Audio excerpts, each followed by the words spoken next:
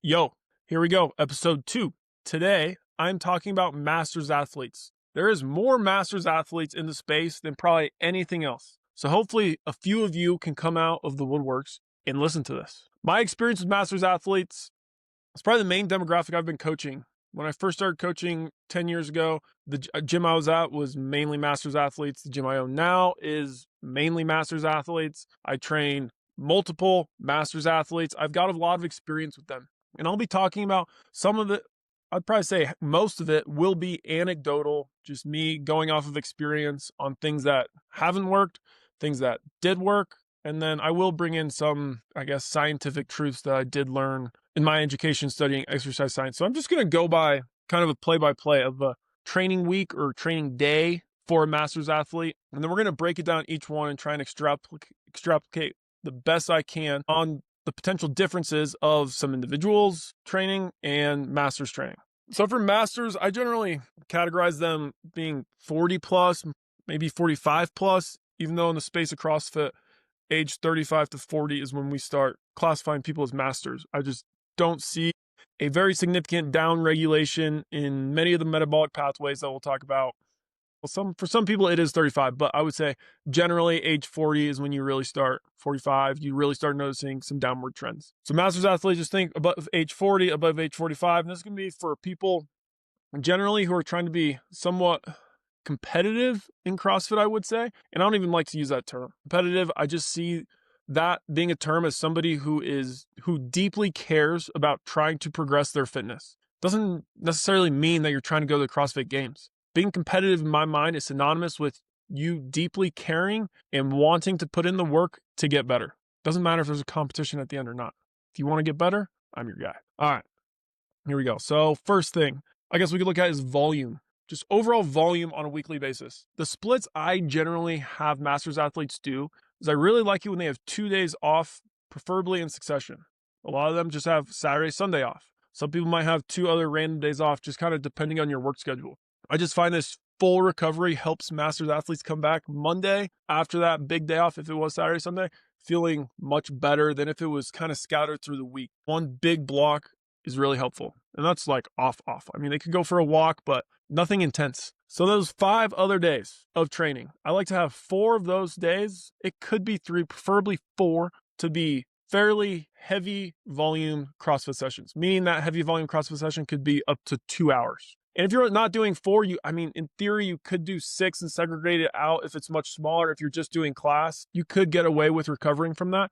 But from a competitive standpoint, I usually program 4 CrossFit dominant sessions a week. And then that 5th one, kind of depending on the individual, some form of conditioning or active recovery, maybe skill work for them. But I do have a lot of masters athletes that will just train 4 days a week. Pretty bulky sessions in terms of volume, but they will make so much progress for so long. 4 days a week, 3 days off. Very possible. You really don't have to train as much as a lot of people think. And then we're going to start breaking down that bulky CrossFit session I'm talking about. And like I said, this isn't like a pure skeleton. This is not exactly how you have to do it. You can for sure segregate out your training. Instead of having a 2-hour block, you can have an hour block 5 days a week and then an active recovery day on the 6th. And you could still hit the similar amount of volume on a weekly basis, monthly basis, and it would all play out to be the same. This is just the format I use. So let's look at that CrossFit session that I like to talk about, and we'll talk about kind of the differences in masters and just normal individuals under the age of 40.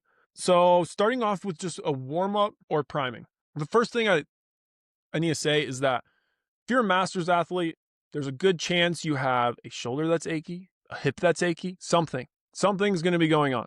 Maybe it was a previous injury, but point being is you have to have a good idea of the joint that flares up when you're training hard. You have to.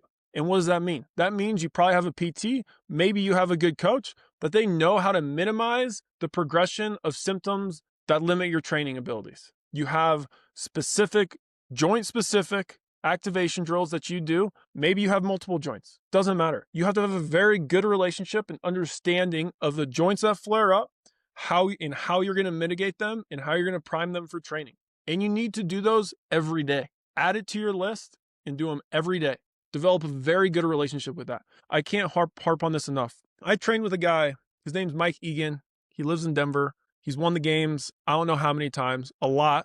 This guy, I mean, he's a stud. I would see him warm up for 45 minutes, maybe an hour, long time, maybe a little bit overkill. But the point being is he knew what he needed to do so that he could hit his work with a good amount of intensity. That's what I'm getting at. You have to know what you need to be able to do to warm yourself up to hit the intensity. And this is a little bit more profound with masters athletes because it's going to take longer for you to warm up. Your joints are going to be a little bit more stiff. You're more likely to have previous injuries flare up in training. You're going to recover slower. It's just the truth. It's just what it is. But you just have to warm up and you have to know what your limitations are and you have to attack them head on. It's no different than an individual. You just have to be much more diligent about it. That's all I'm saying. And I would expect masters athletes to generally warm up a little bit longer than just a normal 25-year-old. Warm up their knees, shoulders, whatever it may be. So in terms of warming up and priming, it's not too much different than someone who's younger. I would just say you have to be diligent doing it. And if you're not doing it and then a joint starts flaring up, your training could go downhill very quick if you don't know how to mitigate it. All right. So this is when I'm going to start talking about a lot of the differences in masters athletes, just going piece by piece. The first one's going to be Metcons. And generally, if they're doing 4 CrossFit dominant days a week, their Metcons, I generally want about 20 minutes, pushing 30, high end 40, not higher than 40, of fairly intense glycolytic work. That's CrossFit specific, operating in a high gear, trying to hit fast paces in a Metcon. But the main thing that's going to be different here between individuals and masters athletes is the amount of volume that you can program of high skill movements. Generally, high skill are just going to be much more taxing on a joint specific level. And obviously, just in terms of abilities of a 20-year-old and a 45-year-old is going to be different. So you're going to have to scale it down. But outside that, masters athletes cannot be hitting butterfly chest to bar, butterfly pull-ups, bar muscle-ups, handstand walk as rigorously, as intensely as a 20-year-old. Why? Because generally speaking, they can't get into as good of positions, whether that's an overhead position, whether that's their lockout position. Since they cannot get into as good of a position, mechanically speaking, it is going to be much more taxing on the joint level. So that super limber 20-year-old who can bend like Gumby, get his joints perfectly stacked, doing something like handstand walk is not very taxing for them. A 45-year-old masters athlete who struggles getting in a handstand position, and if they're always trying to do intense handstand workouts and they're not very stacked, that's going to be so much more intense and destructive on a joint level. That doesn't mean you can't do it. You just have to be very conscious of how much you're doing. So what I'm getting at is your Metcons need to be more aerobically or machine oriented, softer, harder contractions, and you have to titrate in your high skills very precisely. It's almost the way I program for class workouts. I don't program crazy amount of chest to bar pull-ups, all those high skill movements I laid out for that reason. On a joint specific level, it's harder. The worse you move, the more taxing it is on your body. And generally speaking, as you get older, moving with a high movement economy gets to be harder. And doing that is more destructive on your body. I'm trying to think if there's anything else I want to say about Metcons. I mean, I program for masters athletes very similar in terms of like the actual framework of work to rest periods. And obviously there's individual differences in what certain people need to be working on. Some people need more intervals, some people need less, some people need more steady state work. And I'm going to get into, I'm finishing this with conditioning, and I'm going to talk much more about the differences in age groups first, age groups in that section. So I'm going to go to Olympic lifting and skill work. This is going to be one conversation. Masters athletes, you have to be spending more time doing Olympic lifting and skill work, just any form of CrossFit specific skill that might be difficult for you. It could be a wide range of things. Total bar, butterflies, muscle ups, whatever it may be. You have to do more of that in a time that is less aerobically loaded or absent of aerobic loading. Just you sitting there and doing 5 sets of whatever, 5 to 15 total bar unbroken. You have to be doing that frequently, weekly, maybe not daily, but on average, a couple sessions a week at the very least. Why do you have to be doing that? Partially because of what I said earlier, because you doing it in an aerobically distressed setting is going to make you accumulate more reps in a destructive way because you might be compensating in some way. Joints aren't stacked, like I mentioned.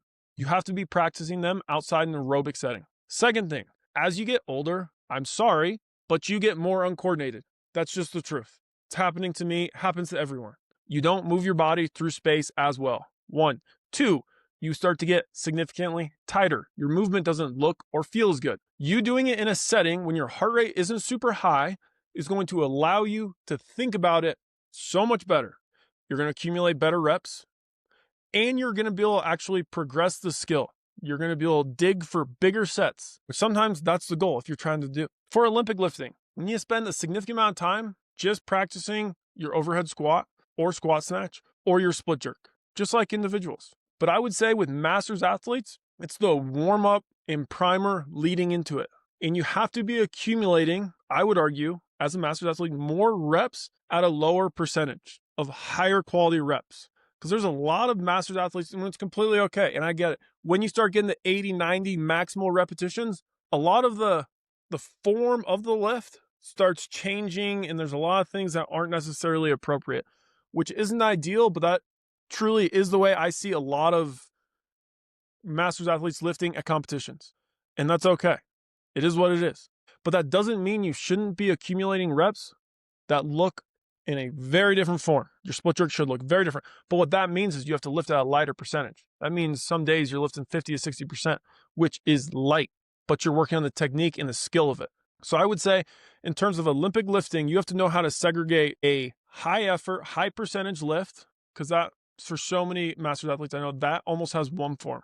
And then a lower, lighter percentage that's going to have another form, because you have to drill that skill and you have to try and retain that range of motion, that motor program as long as you can.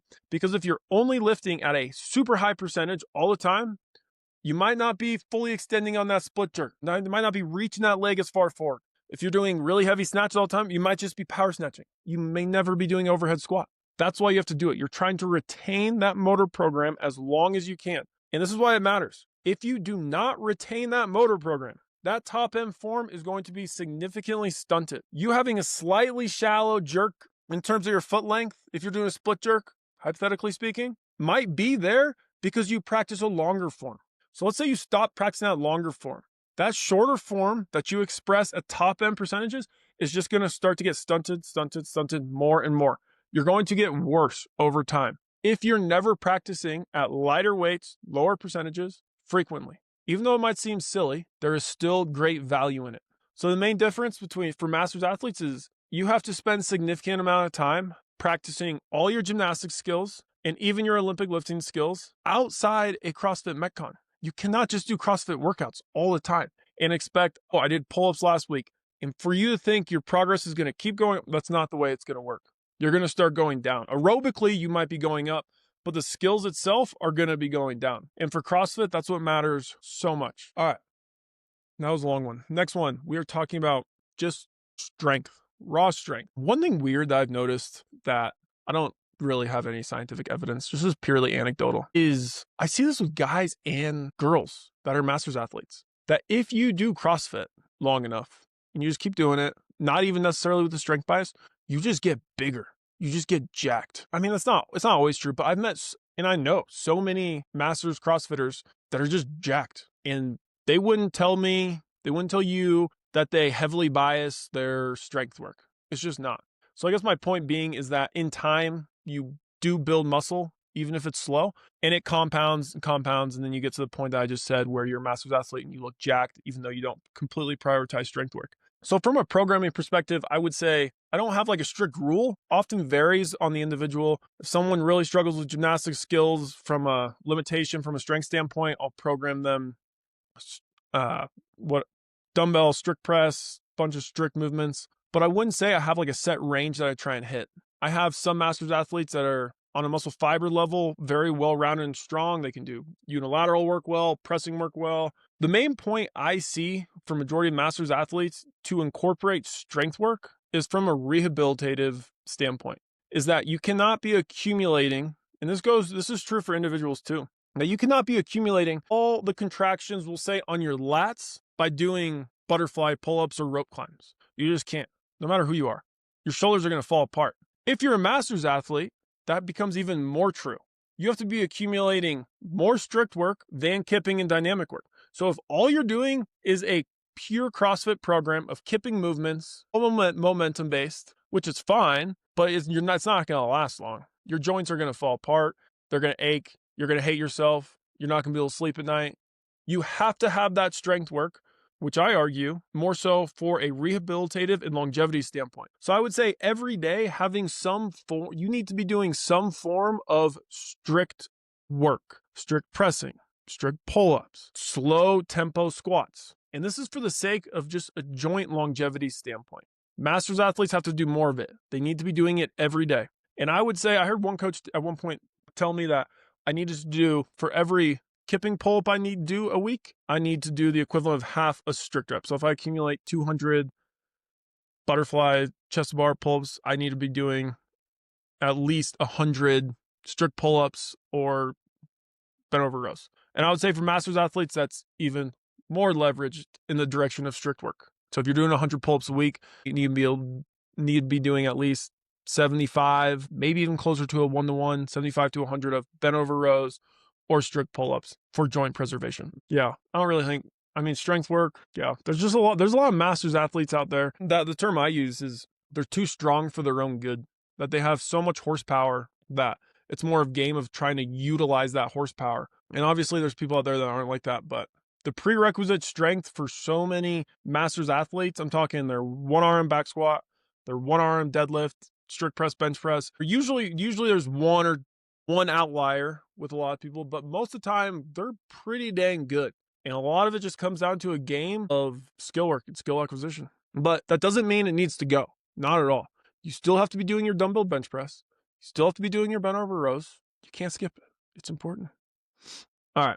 So then probably the most interesting one, in my opinion, I saved the best for last, is monostructural conditioning or just conditioning, whatever, if you're doing conditioning sessions outside of your CrossFit sessions. So the first thing, and I'd probably say the most profound thing outside of a slowing recovery rate for masters athletes in general would be, as you age, you naturally become more conditioned in the CrossFit setting.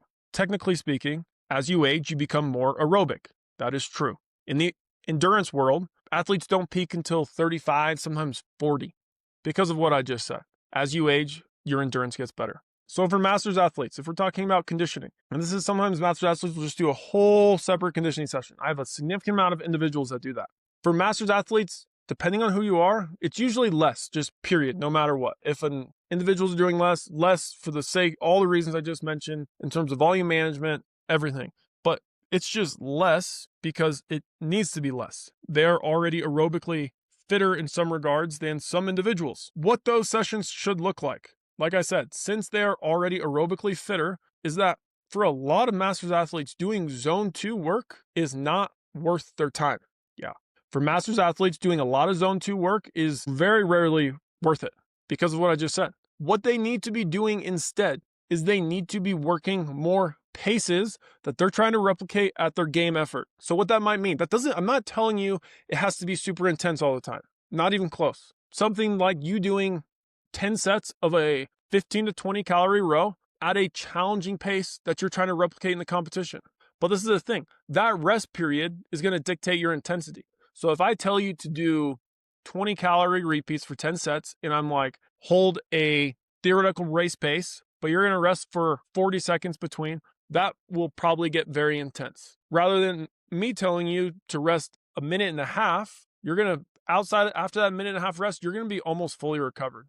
You're going to be just about nasal breathing, and then you're going to be able to replicate that same effort again. This is going to bring the intensity down much more, and it's going to make the conditioning session feel maybe not easy. Maybe when you're pulling on the rower, it'll feel hard for a moment, but the global stress it's going to place on your body is going to be so much lower.